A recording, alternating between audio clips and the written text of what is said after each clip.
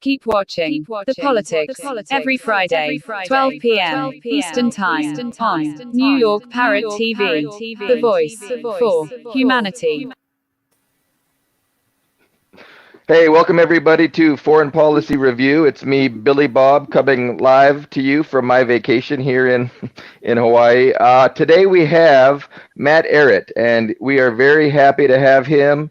I think he's in Canada at the moment, but he is a author and geopolitical analyst. I ran into him on the email. I'm on an email list with Jeff Brown's China Writers Group. So he specializes in China, but he has a very wide range of knowledge, and we're gonna just have a discussion today. What's interesting to me is that me and Ben, we come at everything from an ideological perspective of Marxism and communism, and Matt has a little bit of a different approach, but the interesting thing is we come to the same conclusions on the big geopolitical issues. So I think that's fascinating that we can come look at reality from two different ideological perspectives and arrive at the same result. So that's something we can definitely discuss today. But I wanted to throw it over to Matt, and Matt's going to introduce himself. He's going to talk about all the many books he's written and different projects he's a part of. So Matt, thanks so much for coming on. You're a stand-up guy, and you were just on Crosstalk, RT's Crosstalk. Everybody knows that. But you want to tell us some more about yourself? Yeah, Billy Bob, thank you very much for having me on. Thank you, Carlo. Thank you, everybody. And I'm really happy to be here talking with you guys. And yeah, I've been friends with Jeff Brown for a while. His China Writers Group is a lot of fun. All sorts of really great people who are just coming at, like you said, the same general mode of thinking about solutions and recognizing ultimately the same problems that are confronting all of us, despite our ideological lens that we're trying to make sense of or piece together elements from this world. So yeah, it's going to be a lot of fun. I'm very sure. This conversation. I myself am the editor-in-chief and founder of the Canadian Patriot Review. It's a geopolitical magazine that I set up in 2012. Coming out of that work on sort of Canadian history, the geopolitical economic analysis of the Canadian banking system. I published first a series of 4 books called The Untold History of Canada, followed up by a new series of 4 books that I've co-authored with my wife, Cynthia, who's another author with me, over at Strategic Culture Foundation in Russia. It's called The Clash of the Two Americas. I'm a senior fellow of the American University in Moscow that's run by a Russian physicist and former Soviet dissident named Dr. Edward Lazansky. So that's a bit of a think tank that I do on the side. And recently, my wife and we founded an organization called the Rising Tide Foundation too. So we got a lot of hats that we wear, but ultimately the mission is the same: stop feudalism and try to avoid a dark age. Well, thank you so much for coming on, and it's our pleasure to have you. So let's, what do you think? I mean, to start things off, one interesting, reality is that, if you look in the Western echo chamber, there are no dissenting opinions, right? There is uniformity about how we're supposed to process and understand, what's going on in Ukraine and just geopolitical events in general. Why do you think that is? Why do you think there is not any alternative perspectives being offered, on any of the mainstream media platforms? Oh, that's a nice broad opening question, and I think there's a lot of ways of looking at that, but I think the simplest way to answer that is just simply that we have here in the free and democratic rules-based international order, aka NATO Five Eyes cage, as I like to call it, we have a push towards an agenda which is longstanding. It's not a new agenda that just emerged onto the scene in the last few years. It's been something which has been creeping and crawling for the past, I would say, since World War II. which is to do what failed to happen in 1922, in 1933, in 1940, in the 1940s, which is establish a post-nation state fascist world order founded upon a master class of elites that want to impose, without any troublesome democratic institutions resisting or protecting the people of this world. They just want to be able to impose their will from the top onto the system in some form of a unipolar hegemonic fashion under a new Roman Empire, which has been very romanticized and idealized by different figures. You know, we've seen examples of like Cecil Rhodes and Milner choosing, of all names, for their secret society, the Round Table movement. Like, why the Round Table? Well, they've got a romanticized idea of medievalism, of this idea of returning back to the pre-Renaissance period of feudalism, when, you know, the knights and the nobles knew their roles and as a master class in their castles, and the peasants were just good talking cows chewing their cud without, you know, overstepping the boundary conditions given to them by the elites. And they just love this, but maybe with a more technocratic sort of spin today with modern technology to help them in that process with drugs and video games, like Yuval Harari points out as the best way to control the useless class that's now emerging with the fourth industrial revolution. So it's got maybe a technological spin, but they really want to do what they failed to do when they tried really hard in the early 20s to get a one world government, or sort of a great reset agenda under the League of Nations with a eugenics religion as a cult from the top. They tried in the 30s with this bankers dictatorship with the London Conference to solve the Great Depression that they ironically also created in 29. That failed then, and they tried it again with their, Nazi, fascist, hardcore sledgehammer, which again didn't work out the way that these, wannabe gods of Olympus had intended. And so they've taken a little bit more of a longer term approach after World War II to have a more slow decay from within as part of their inducing of their victim states to destroy themselves willfully, which is what we've been doing now for the past 60 years, especially since globalization, mass liberalization, deregulation was unleashed in the early 70s under Kissinger, the whole Trilateral Commission takeover of the US government. It's been just a complete dismantling of the industrial base of America, the actual viable part of the real economy that made capitalism viable and functional was that it was producing things that were real in the real world, and money was tied to that. That was severed in the early 70s, and we went into a Alice in Wonderland fantasy world of building bubble upon bubble upon bubble with no reality. And now we're sitting on the biggest time bomb that's being detonated. And the only problem is, Russia, China, India, like these major civilizational forces are all saying no, they don't want to play along with this script anymore. And those who are in the NATO cage are all being expected to walk in lockstep, despite the fact that the population en masse, whether German, whether American, they don't want World War III. They just want to have jobs. They want to have affordable gas, energy. They don't want to freeze to death. They don't want to starve. They don't want to eat bugs. They want to own things and still be happy, which runs in contradiction to the types of ideologues and death cultists as I think they really are, managing the such steering committees at Davos or Bilderberg, that are trying to run roughshod over humanity. So you're suggesting that we don't have the free democracy and the freedom of speech that we tell ourselves we do, that there's something else going on. It's basically a dictatorship of the elites, and they're going to push the agendas down our throats using their propaganda apparatus, for lack of a better term. Yeah. That's exactly where me and Ben end up from our communism, and I'm sure Carlo ends up in a very similar place with his nihilism. No, sorry, Carlo, you're not a nihilist. No. He's not. No, I mean, humanitarian. I believe people have an impulse, an Epicurean impulse. And if you take a close look at traditional Epicureanism, especially Roman history, it was possible because the Epicureans were wealthy people who lived outside of Rome and had many slaves to do their bidding. So it's essentially a feudalism. And if you're at the top of the the pyramid, you could live an Epicurean life. You could discuss the Greeks, and you could eat fine, foods and that sort of thing.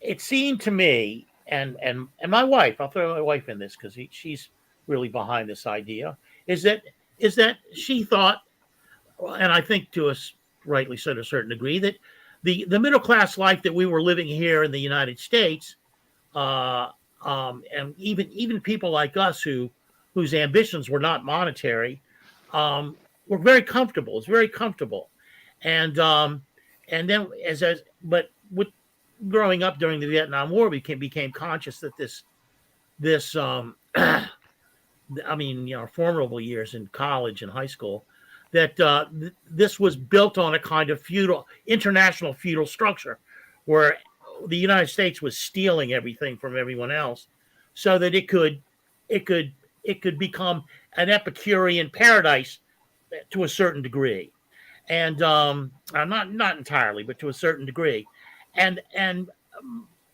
Rosalie, my wife, felt like, well, that will be enough. We can project that around the world, then we can, if everyone can be living this kind of middle class existence, like the Chinese are beginning to develop now in their own country, in a totally different context, that there will be a kind of universal peace and happiness. But the punchline is whether I think the point we have to decide is whether or not it's necessary to exploit the world to maintain Europe and the United States, or whether or not there can be some consensus Epicurean existence for the entire world. I think the Chinese, especially the Chinese, with their Belt and Road Initiative, have suggested, well, perhaps there can be, and that's where I stand. I don't have any dog in the fight with the Stalinists and the Trotskyites or any of you guys. You go ahead and do that. Look, I've tried reading that. I've tried reading everything I thought was relevant, and some things I just can't abide, and other things obviously have made a great impression on me, which is one of the reasons I'm so hostile toward people like Rockhill, for example. So, Yeah. that's my position. Anyway. What about you, Ben? I was just going to say that you can go the Stalinist with all that route, but it's the Soviet world, or just the Russian world, the word mir. Both means world and it means peace. They named space stations after this thing that they were after, but they weren't allowed. But I think Carlo said something interesting, that in order to defend US and European interest, I don't think anybody's defending European interest at the moment. I think the deindustrialization that America has already had is now being forced on Europe. And it's even scarier here that the media voice is just monolithic. It doesn't matter what pain you feel. It doesn't matter what price you pay for things. It's Putin's got to pay. Yeah. And I think they thought they were going to get, a part of the loot, once Russia is dismantled. But no, they're not being actually attacked by Russia. I mean, the United States is the one doing the disemboweling. I mean, the mighty Wurlitzer, I think, was prisoner. I don't remember the CIA guy. Wisner. Wasn't he the mighty Wurlitzer? Frank Wisner. Frank, thank you. He killed himself. Another one that committed suicide. Yeah, to have a monolithic voice in world media by putting our friends in there. I mean, in the digital world, it's easy. You just silence out anything else. And there are people like this, but, we don't get the spread or the reach of anyone else. And it's scary. In Hungary, Eastern Europe, shithole country, Middle Europe, the most corrupt country, apparently the EU has said, now that they don't like Orban, is different because we have two medias, government and opposition, and we trust neither. But when I go west, when I look at Germany, when I look at England, it's just the same official said, the same Kiev official said oftentimes. Mm-hmm. And it's just one monolithic voice. Mm-hmm. Mm-hmm. And I like the fact that Carlo just pointed out that Frank Wisner committed suicide. I think that's interesting, because I think that when you get into the deep psychology of some of these upper level managers of this beast, there's a real rot of the soul that I think there's a profound sickness in the soul that manifests itself I would think that many of these creatures have very bad dreams, that their subconscious is really not at ease with their the chosen identity and role that they've given to themselves to be useful tools to this evil, corrupt beast. Joe McCarthy drank himself to death. Just want to inject that there, Yeah. They say Lyndon Johnson as well largely committed suicide in some ways by just eating himself to death and just completely letting go. He just like, a lot of these creatures, they just not that I would put Lyndon Johnson at that high level of an intellect who would be like aware of what he was doing half the time. But all that to say, there's something important about that, because a lot of people they attribute too much, I think, power and self-control to the wannabe gods of Olympus that want to be perceived as being these all-powerful, mighty forces that you can't even bother contending with. So don't even bother trying, slave, to deal with the immortals when you're just a mortal, lowly scum. So you got this whole like thing where we give them more value and more power than they actually deserve. The reality is that they're a dysfunctional inbred hillbilly class at the top with a bunch of little like house slaves that they just use pathetically to enforce a very unnatural mode of existence onto the victims and onto themselves, onto their own progeny. You just hear what people like Aldous Huxley and Julian Huxley had to go through in their educational process when they were youth. They had a third brother who committed suicide. And it's abuse, it's grooming, it's disgusting what they do to their kids that then go on to become the abusers of of humanity later on. It's wrong. Yeah, Alan Dulles is a psychopath in his own. I mean, he learned to love it. What you're talking about never fazed him, not for an instant. No, it didn't. No, him and his brother were. They were in a class of their own. They adapted well. But all I have to say, like Annalena Baerbock, right? I mean, she openly said, "I don't care what my constituents want. I don't care if it's going to hurt them. I want what's good for Ukraine." And this is right before she said, "Oh yeah, by the way, we're at war with Russia." Well, that was this week's big announcement. A lot of people weren't prepared, like the Croatian president. Like, I didn't know we were at war with Russia. Can someone clarify? But please go on. Yeah, he's like, yeah, that went really well for you like 80 years ago. Good luck with that again. Yep. Yeah, that was fun. Hungary said the same. Sorry. You mentioned, Matt, that they failed. They failed in 22, I believe you said. In the 30s, they failed. And what do you think their chances are of success this time? It seems to me that China has already won about a decade ago. Yeah. They already can't do it. China's too powerful. Russia in alliance with China, like there's no way the West can overcome that. But what are your thoughts? I mean, they're going to give it their best shot. How do you see things playing out? That's another broad question, I know. No, that's fine. Broad questions are good. Can I also prime you with 3 pieces of news that happened like one day after the other this week?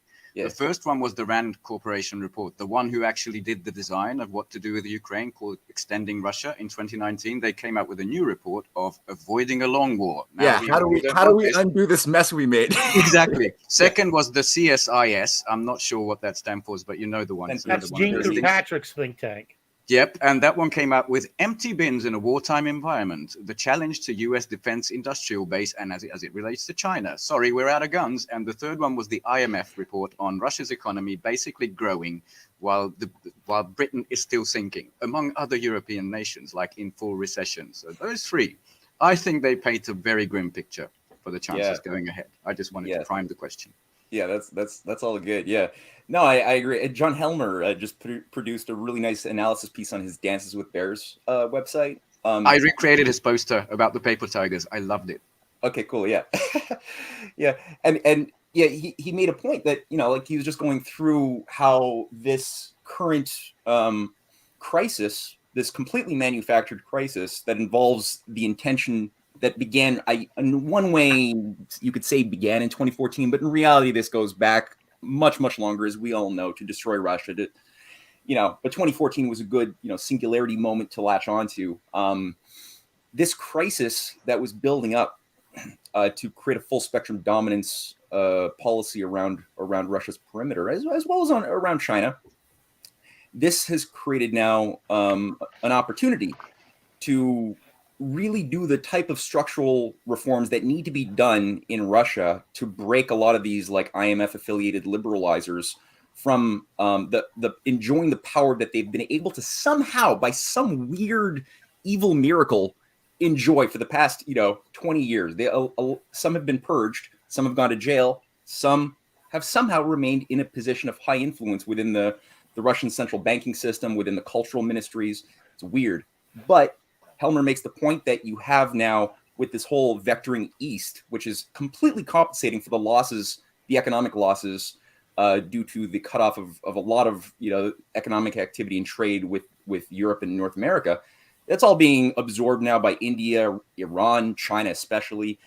They need to build a lot more infrastructure in the east to supply the coal, the natural gas, the pipeline, or the oil, maybe not natural gas, but the oil into the Asian markets. But it's going to happen, as well as the Arctic Silk Road. So, you have this whole new system. Anatoly Anatov, the Russian ambassador to the United States, recently made a point that this is not really about Ukraine. This is about the fight to stop the emerging multipolar world order. That's clearly the case. It's a very different paradigm of security, finance, economics, self-interest than anything we find in the NATO cage. It's very much more in conformity with a dignified human civilization, capable of replenishing itself and overcoming those limits to growth that our ignorance of the laws of nature are always and will always impose onto us. Like, we're always going to have certain limits to what we can do based upon the level of knowledge and the level of technology that we currently have and the type of relationship we have to whatever resources, which are always going to have a material finiteness.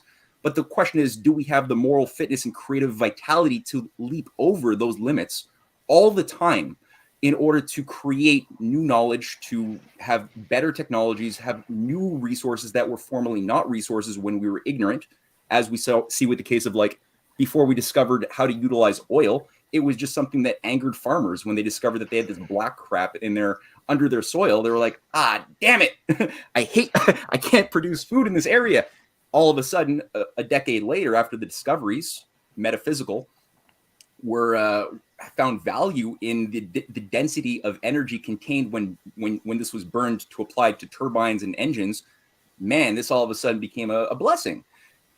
Does that mean we should always be dependent on that black stuff? No, not at all. But you always have to make those leaps. So Russia, China, India are definitely committed to that type of system of self-perfectibility. And it's not based upon some utopian, and they're not being angels trying to put their blessings onto Africa and other poor countries that have suffered abuses. They're simply saying it's in our actual self-interest to help you. And that's a fact. You're going to have better business. You're going to make more money. You're going to be more secure when people don't hate you, but they like you because you've helped them access abundant food and water and jobs that are qualitative. The fact of life. And America and the Western world used to have more of a sensibility of that before I was born, and probably before many of us here were even born. And we lost it. We went kind of crazy. Somewhat by design, somewhat by our own folly. And now we're in a situation where, we forgot how we defeated this new world order in the last century. Like, I could count, as you pointed out, Billy Bob, I alluded to these 3 different moments when the new world order almost succeeded. It came close in in the wake of World War I, a completely manufactured war that had no reason to world war. There was, even today, the best historians will not be able to give students of history a viable reason why World War I happened, because it's just like the war that just kind of steambolled out of control after some Archduke got killed. Like, it wasn't the Archduke, yeah. So read Karl Kraus. I recommend everybody read The Last Days of Mankind. Who's Karl? I never read Karl Kraus. He published the Feckle for many thecades. Okay. And he was a satirist in Vienna. It's really it's black humor, but it's really brilliant. And just as a sidelight, the complete Last Days of Mankind. I had it right here. It's brilliant. I just finished it a couple of months ago. There's a translation, and it's been remaindered, and you can now pick it up for around $14. It was something like $60 or $70, just to boost the sales of the two brilliant translators who I can't remember. But if you want to understand World War I recommend you read Karl Kraus, not the historians. What's his angle? Like, what's he provide as a unique insight? What he would talk about the material idiocy that was the kind of delusional material idiocy that dominated European culture at the time, and how people basically lived in a kind of atmosphere of unreality toward themselves and toward everything else. That it was that the ironies of life were just simply missed by these humorless culture in general. I don't want to go off too much. No, I get it though. No, it's a strong cultural diagnostic, which sounds I just published a poem because I wanted to read I had the selection wasn't doing it for me, so I bought the complete and I read it, and I just published a poem about a guy who writes to Karl Kraus, who's lost a leg and an arm and an eye in World War I, and his whole thing is, I'll just part of it is, now I'm ready to go back into society when I've recovered for my new occupation, that is begging on the streets of Berlin. So there was this no sense of what was going to happen on the other end of starting this kind of conflict. Yeah. And because people have become so materially delusioned, at least the upper and middle classes. Yeah. So I can't really summarize it, but it's no, you don't have to. You don't have to. But that's the key thing, because oftentimes people, and it's important to look at the conspiratorial operations and machinations behind the scenes of history, which are very typically overlooked by like mainstream standard theory historians who are not supposed to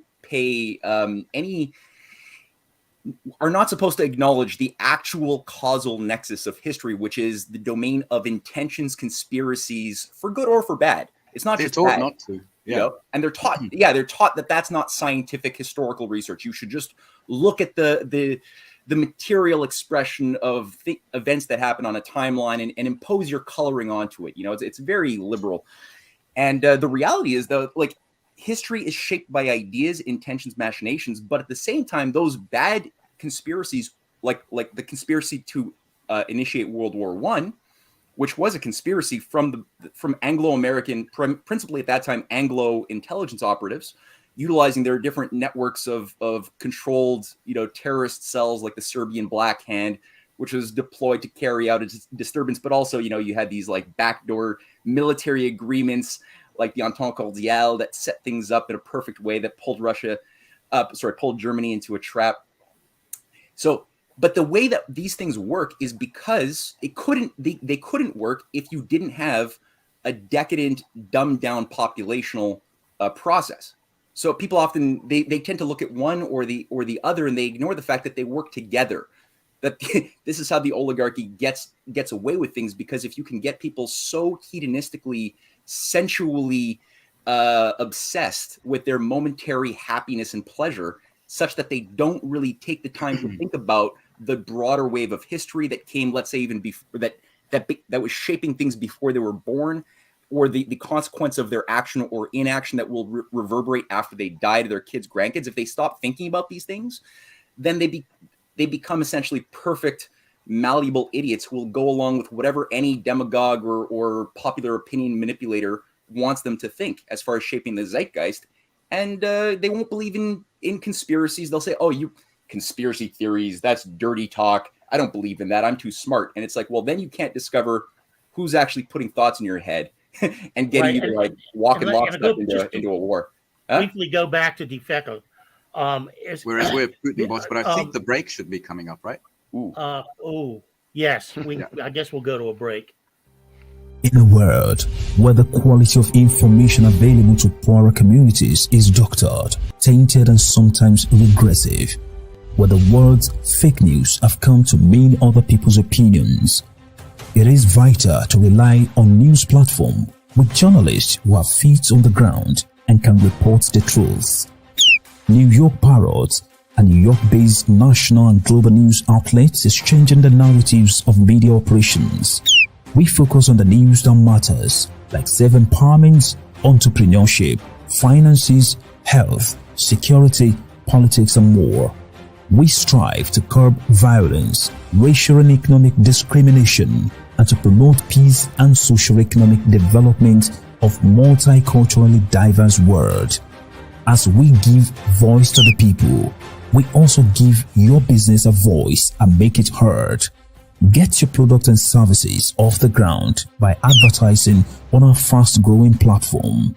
With so much of daily visits to New York Parrot, you can't afford to be invisible to prospective clients on the websites they trust the most. Our posts reach millions of people across the New York State and around the world. Advertising on our new site will unlock an audience of thousands of potential customers on your doorstep.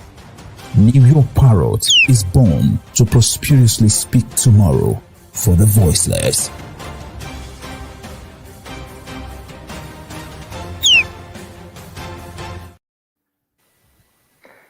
We're back from break. We're streaming live with the Foreign Policy Review. Our special guest is Matt Ehret. We are just discussing the World War I and how that came about, and how, you know, we're taught in high school history class or college history class for that matter, how it came about, and the disconnect between, you know, how it actually came about and what we're told. So Carlo, go right ahead.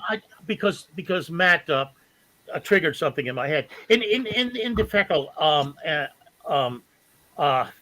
he talks about a woman, Miss Shekel, and she was a photographer and a reporter at the time, and she candy coded everything that she photographed and reported for the Die Freie Presse, which was the major press, the free press in Vienna, and this gave the public the illusion that even as the Habsburg dynasty was losing the war, that they were somehow winning it, and which is there's an interesting parallel between Ukraine right now and what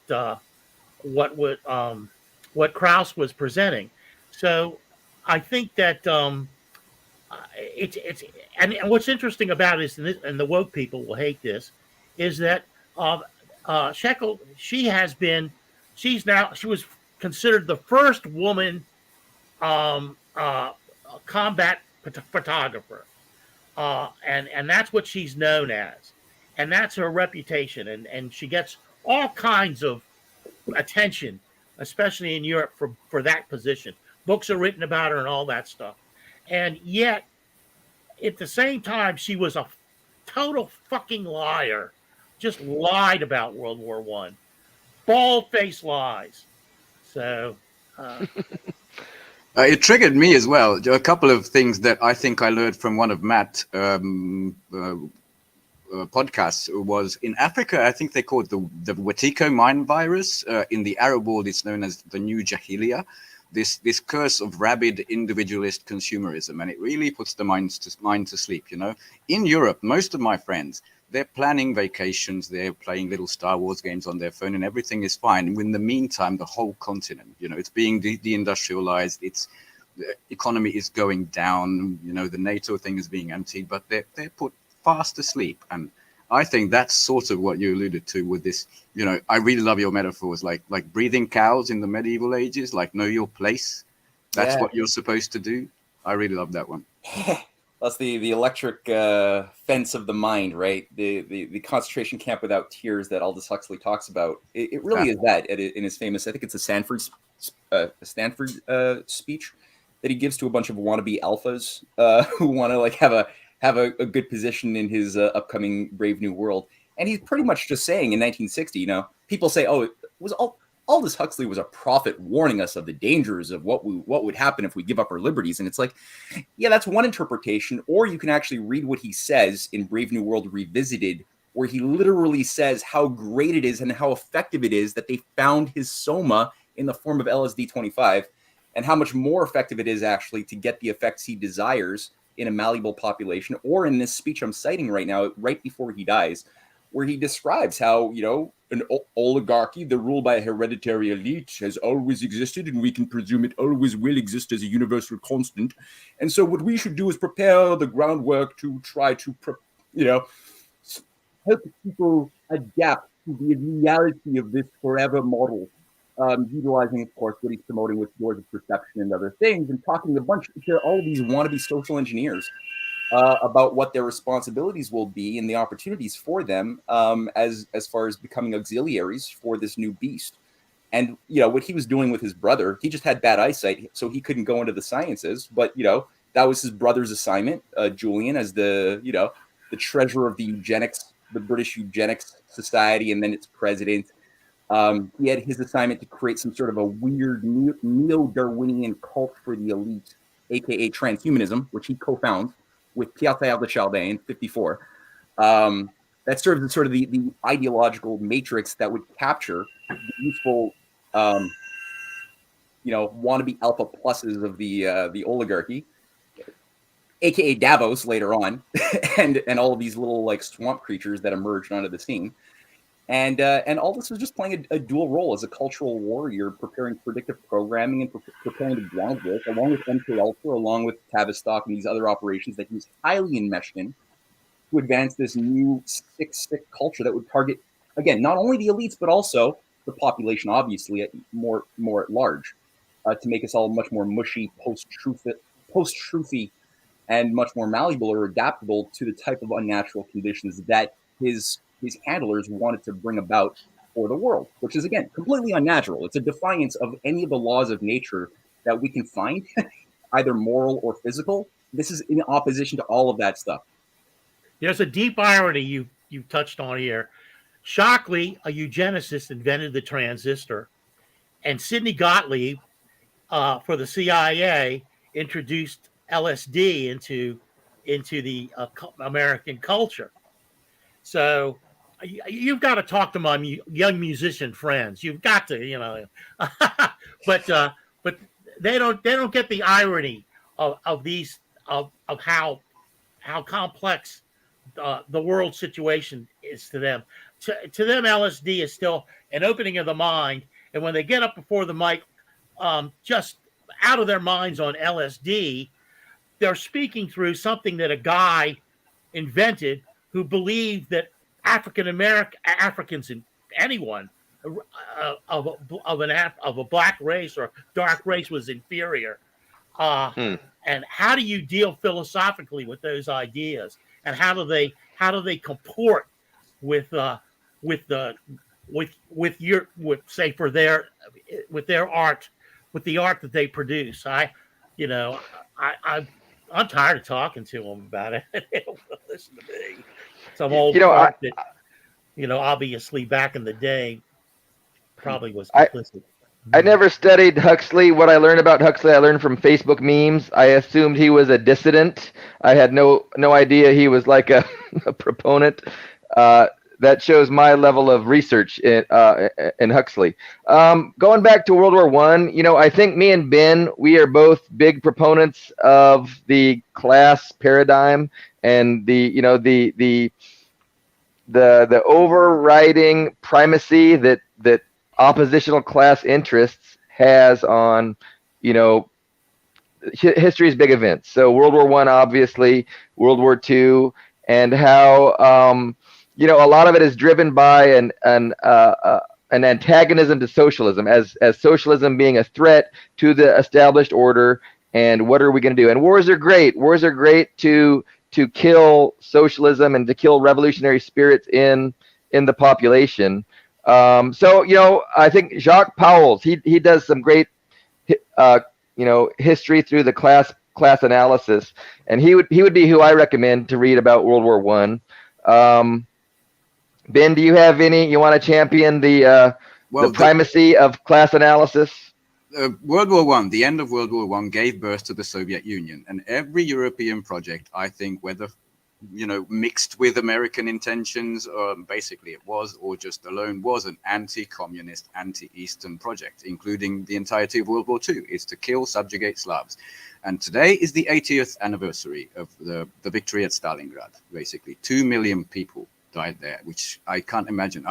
We had a festival in Pitch, like a big commercial with lights and everything, and I think the newspaper reported there was 20,000 people here, and I don't have agoraphobia, a fear of masses, crowds, but I had it then. I just had to leave. It was just too much. Now, imagine 100 times that on a battlefield, dead. Not all the fighting, those are the casualties. That happened 80 years ago when the tide was turned back.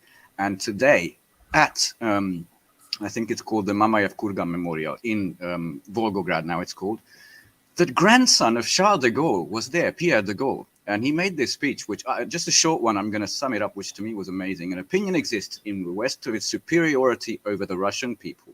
I also shatter this illusion of superiority. The West is completely ignorant about the Russian people. So the crisis in Europe right now is rooted in this.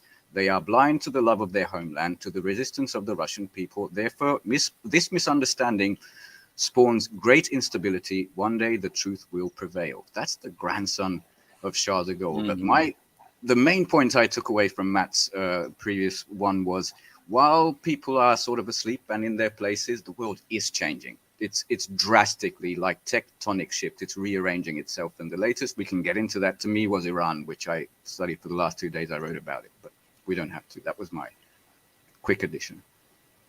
Mm-hmm. Mm-hmm. Yeah, no, I think that most certainly the problem right now is the inability to put oneself into the shoes vicariously of the other, and instead what we see is just all sorts of Freudian projection of our own biases and what wishful thinking of what we desire the world to be, that we then start acting in accordance to, rather than looking at the world as it is, or looking at Russia and the Russian hearts and Russian psyche, or the Chinese hearts, psyche, culture as it actually is.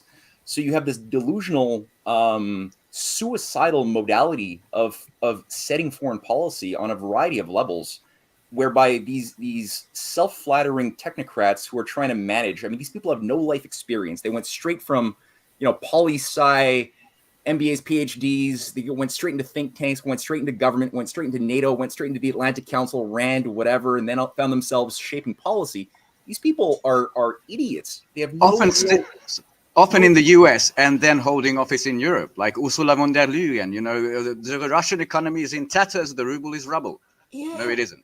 No, it's not. And, these are people who are really they drink their own Kool-Aid, and this is where, in one sense, I think the intelligentsia of Russia, of China, of their allies, are able to take advantage of the insanity of the Kool-Aid drinkers, the self. They fed Kool-Aid to their victims, and then they started drinking it themselves. And it's like, well, that's useful because it makes them, at least while they're crazy, kind of predictable. So there's that is useful. On the other hand, it does make them more dangerous in some ways too, because they still have access to the nuclear arsenals. And for me, like when somebody, I think Billy Bob asked earlier, like, what are the chances of this unipolar rules-based order succeeding? I think it's like slim to none. I agree with Ben. This is probably closer to none. But the thing that could really derail or set back the flow of the historical forces of civilization would be the unleashing of the nuclear armadas. As I don't think that that's likely, but it gets more likely when you tie it to crazy desperation. And yeah. Russia, I mean, people have been led to believe increasingly there's been a rehabilitation of Nazis across the board, to the point that Stalin is being seen by many people amongst the liberal West as more evil than Hitler was, or at least commensurate, as was Mao. So people say like Mao, Stalin, and Hitler, as if, what? How could you say that? Mao and Stalin led in the fight that absorbed, 85 or more % of the German Wehrmacht was absorbed by Russia, led by Stalin, that suffered 25 or 30 million deaths, casualties. China, 10 million. Most of that heavy lifting was Mao. Chiang Kai-shek was almost useless in the fight against the Japanese fascists.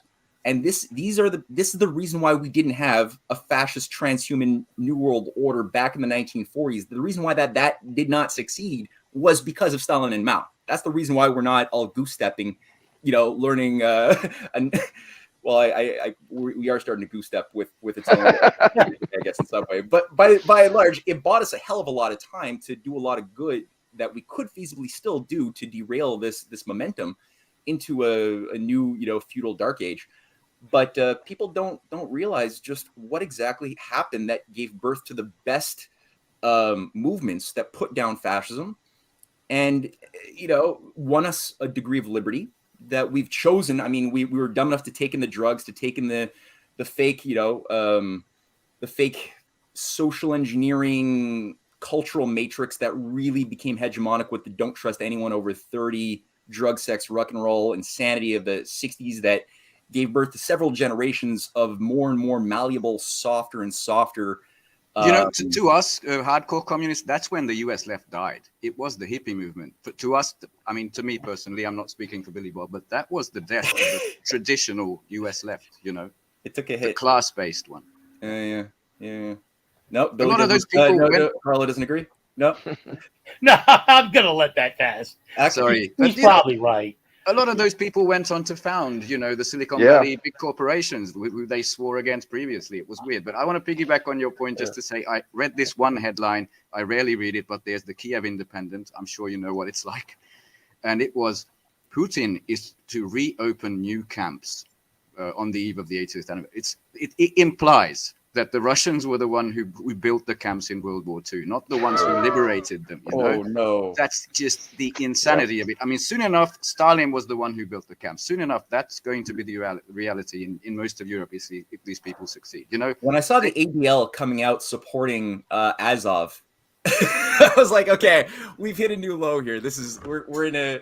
And they were like, yeah. We know that the Azovs have had a Nazi problem in the past, but we're pretty sure that's over now. And now they're just freedom fighters against the new Nazis who are the Russians.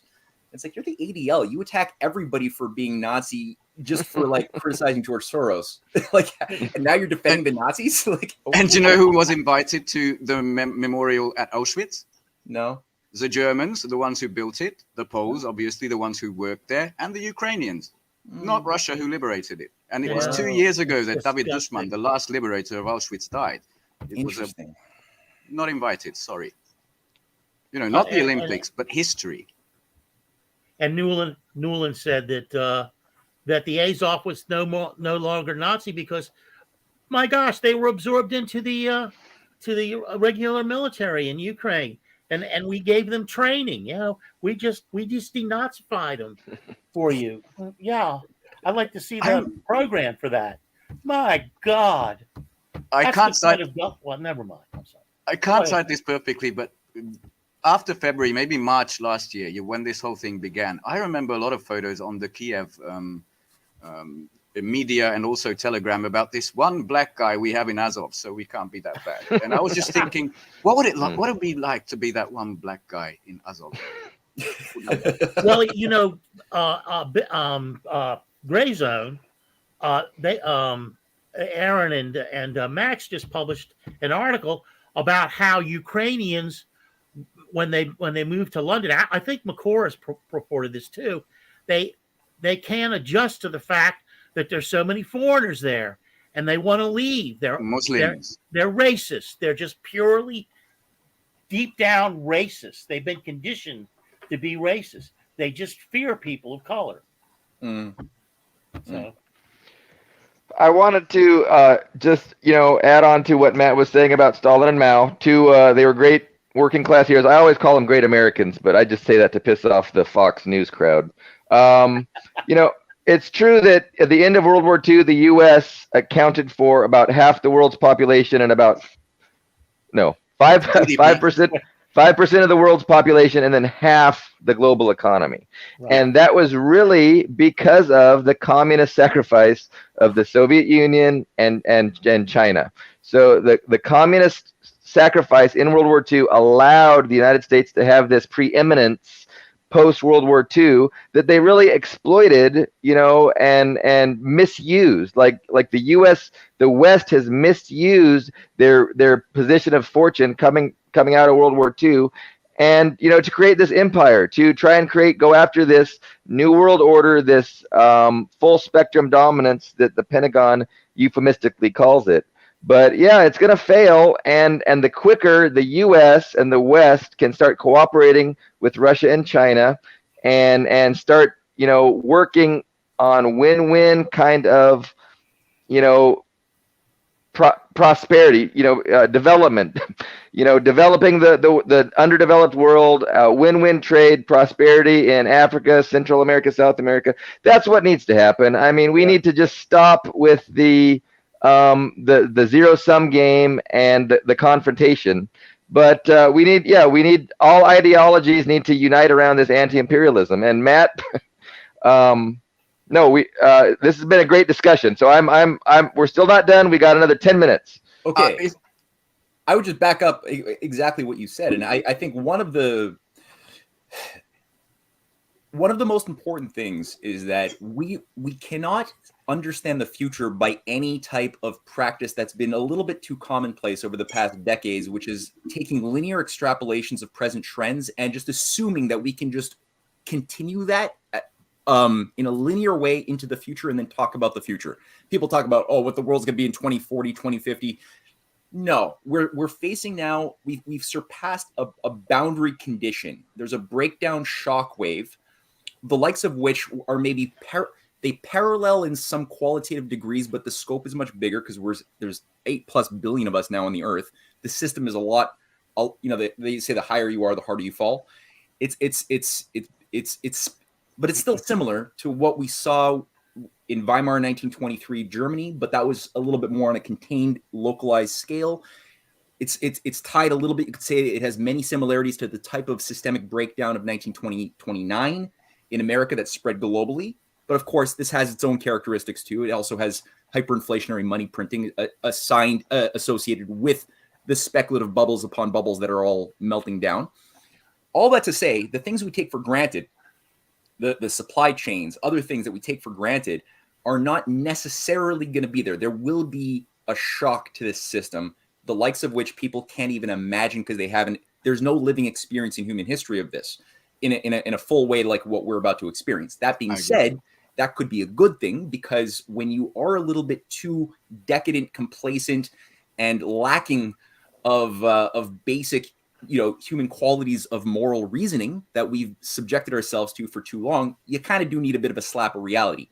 That being said, if there were no multipolar intercivilizational alliance right now, creating a viable, functional alternative to the collapsing order that we're living under, we'd be really in a bad place. I probably wouldn't be spending my time talking and writing. I would be probably more depressed, doing something much more useless. However, we do have this other thing right now we've never had in human history either, which is Russia, China, Iran, India increasingly, who all want to survive, thrive, and create something viable, and they have a pretty good sense of the enemy and their tricks. So that's really good, and they've created this open system, continuously offering the West, the United States, Canada, Europe, opportunities to do business with them, to join, to get out of this collapsing Titanic and work with something that floats. The offers will continuously be there, despite the fact that things could get a bit hot. And so I think that if the American population didn't have a Great Depression, I'm thinking to myself, could they have accepted the types of reforms, radical reforms, that Franklin Roosevelt had brought in with the New Deal, with glass, breaking up the banks, putting bankers in jail, unleashing government credit for building big projects? I don't think so. I don't think the decadent Roaring '20s population would have had the moral capability of understanding, let alone the elite class, who also, many of them were also flushed. They didn't have the ability to accept those types of changes that required that bit of pain. Fortunately, you got a Roosevelt and you didn't get like an American Nazi, which could have happened too. That would have also been bad. So I think if we prepare the groundwork now with all voices, left, right, center, whoever, anybody who's human, not ideologically governed like all of the convergence of the left and right towards the pro war fanaticism of Holmes. I'm just distracting myself with my fuzzy lens. Oh well, it's lost focus. Yeah. There we go. Here, let's get my forehead in there. Yeah, that worked out. Okay, that was weird. So yeah, if we can get an actual citizens movement going that is principled, like we see it in Germany with what's her name, the Sarah Wagenknecht of the left organization, what's called the Die Linke. Die Linke. Yeah, that's one good example of somebody who's attracting all of the so many people who you would not expect would ever support a common party, left, right, people who would normally not be in the same room together, are all converging because she's the only one clearly giving a solid voice to the anti-war movement and calling for positive relations with the East. We need this in America badly because we're going to go through a crisis if we don't have if everybody who's awake to the Great Reset danger are all into decentralized, like if that's the only thing is just all we can do is cut ourselves off the grid, go Amish, which is a big problem amongst the resistance right now, is everybody is just like atomizing themselves into thinking like, okay, I can only do good by saving me and my little local family and maybe a little mini community group by growing food.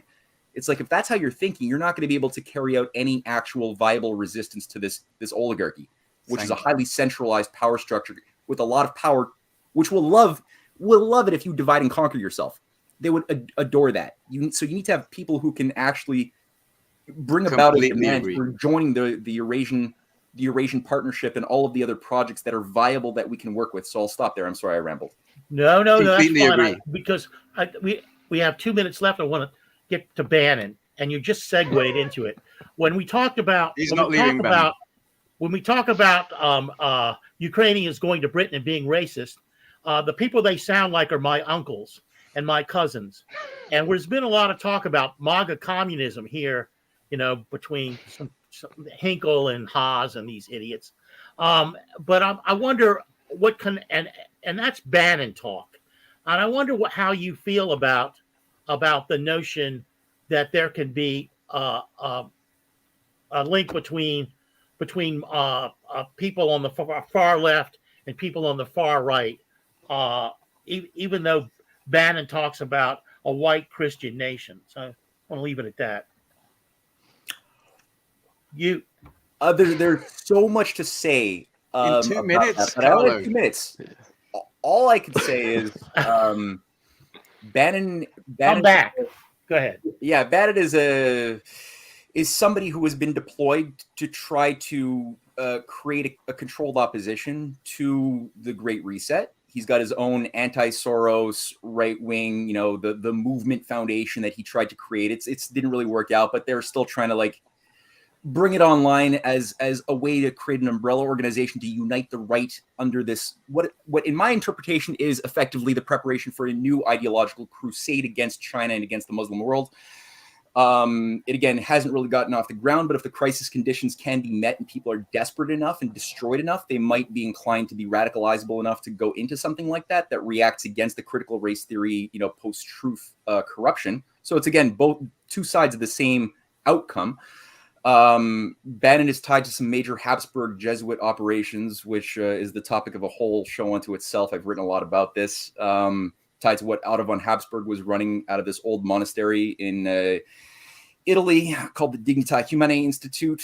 Really, really insidious black nobility stuff set up after the Fourth Crusade. And it's really, like I said, a cult. It's with a fascist heart and a Christian Catholic veneer. But it's really fake. It is the old school feudal Catholic thing that they want to restore back into this whole, neo-feudal architecture ultimately. And he's a useful idiot. I don't think he's even aware of what he's a part of. And it's good that Trump kicked him out and fired him early on, but he's still trying to rally anybody from the Soda MAGA groups that I think are viable are being disorganized by that. So that's what I'll say. Thank you for coming, man. We've run out of time. Matt, that was a great show. We will definitely have you back. Everybody, thanks for watching.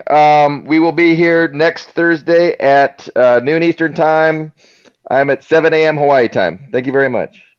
Do you know that there is a publishing company that wants to make life easier for you as a writer? This publishing company is called World Inkers Printing and Publishing. We publish in all different languages, and we're looking for writers of all genres, all formats. We're looking for scholars, ghostwriters, playwrights, poets, short fiction, novelists, you name it. We're looking for anybody who is interested in writing and the craft of writing to be in touch with us. You can reach us at info.worldinkers@gmail.com. With World Inkers Printing and Publishing, you do not require a lot of money to publish with us. Contact us today at info.worldinkers@gmail.com. Become a winner with other authors at World Inkers Printing and Publishing. Give us a shot. We will surely finish you.